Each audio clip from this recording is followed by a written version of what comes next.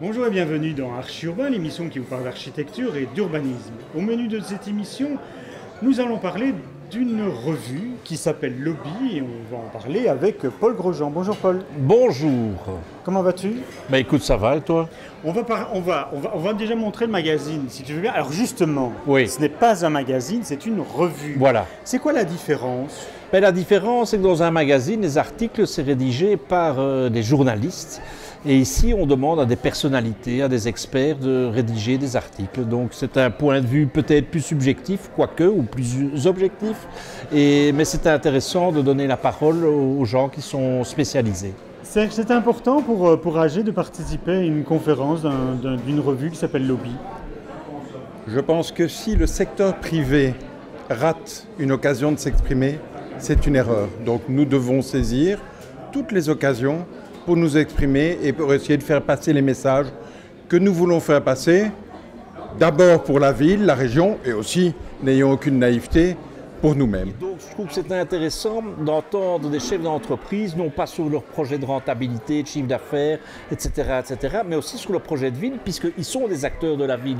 Donc à partir du moment où eux veulent développer une nouvelle ville, c'est important que les citoyens soient au courant de ce qu'ils veulent faire, une question de transparence. Et voilà, donc pour moi, la ville de demain, ce serait un partenariat entre le ça privé. Nous avons actuellement deux, ça fait déjà un petit temps qu'on regarde plusieurs projets sur Bruxelles. Et on peut constater qu'on a identifié plusieurs bâtiments, dont justement le Palais du Vin. C'était quoi avant le Palais du Vin? C'était justement un distributeur de vin. Et à côté, il y avait une société qui était une société métallurgique, enfin qui faisait tout ce qui était transformation des métaux et ainsi de suite. Et donc c'était un chancre urbain qui est parti en désuétude depuis, on va dire, peut-être dizaine d'années.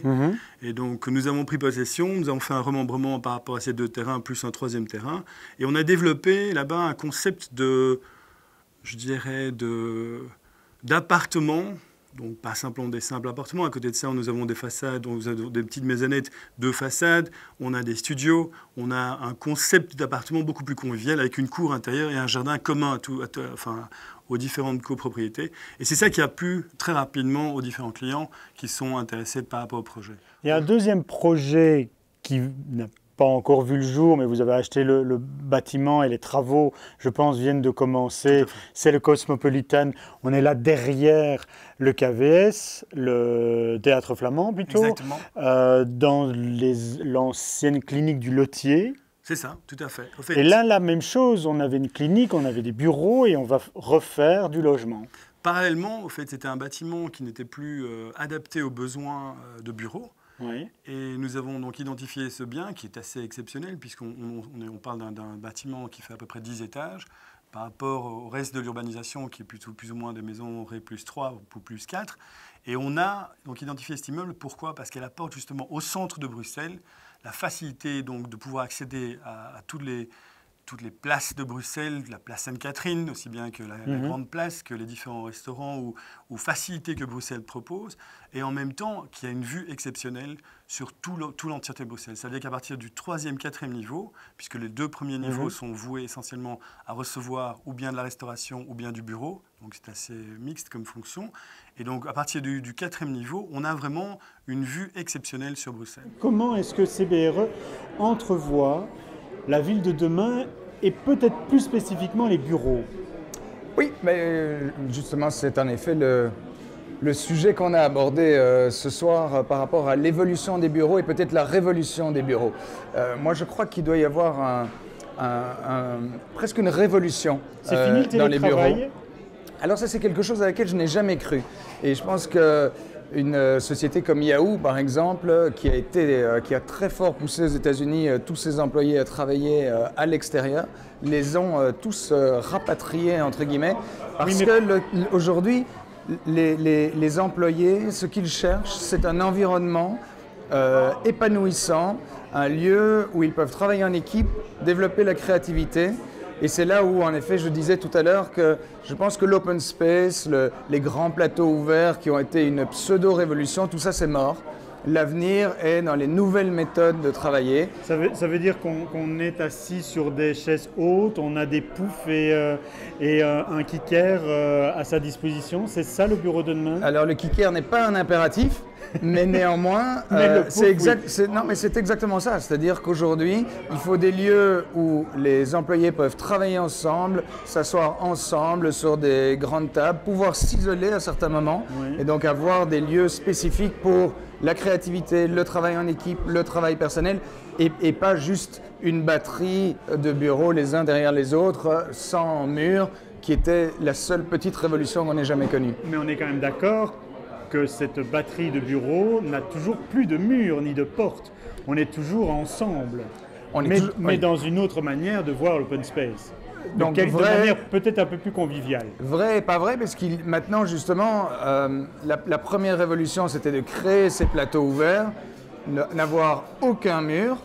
Aujourd'hui, on recrée des endroits qui sont plus isolés, soit pour des personnes individuelles, soit des salles de réunion qui n'en sont pas, mais plutôt des canapés, des endroits où on peut réfléchir, ce qu'ils appellent les murs d'idées, qui permettent de réfléchir ensemble et de trouver des idées créatives. Est-ce que tu crois qu'en Belgique, on va installer les entreprises dans la ville plutôt qu'en périphérie demain? Sans aucun doute. Donc, il y avait un exemple que j'ai cité tout à l'heure. À Toronto, Google et Apple ont décidé de quitter tous leurs bureaux de périphérie pour s'installer dans les centres urbains, enfin dans le centre dans ce cas-là de Toronto, parce que c'est là de nouveau que se trouvent les talents. C'est là que les talents veulent vivre, dans des villes qui seront à l'avenir plus densifiées, mais qui vont offrir toutes les facilités qu'attendent tous ces jeunes talentueux, et pas de se retrouver dans des campus isolés entre l'aéroport et un champ. Ça veut dire qu'enfin, les entreprises vont pouvoir arrêter de financer des voitures à tous leurs employés?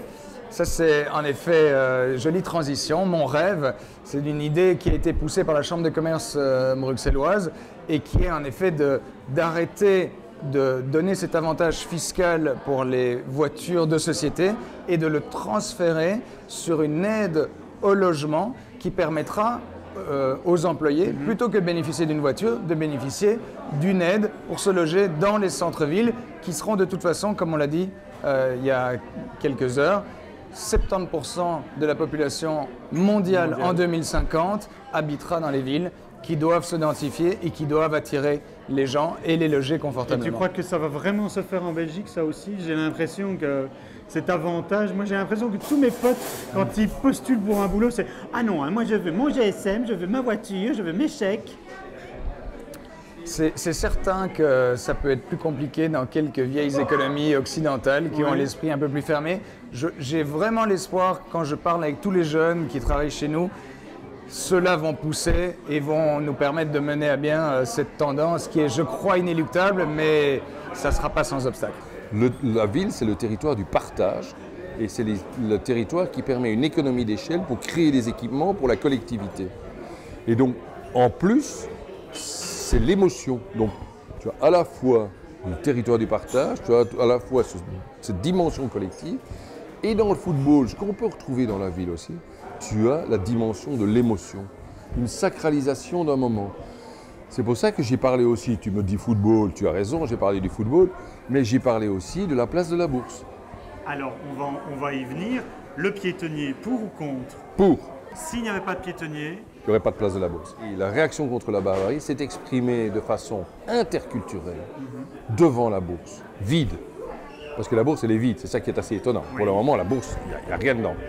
Mais cet espace élargi du boulevard piétonnier a permis aux gens de se retrouver en centre-ville, dans un endroit différent peut-être de la Grand Place. Parce que s'ils avaient fait ça à la Grand Place, c'était une sacralisation qui était une sacralisation sur l'héritage.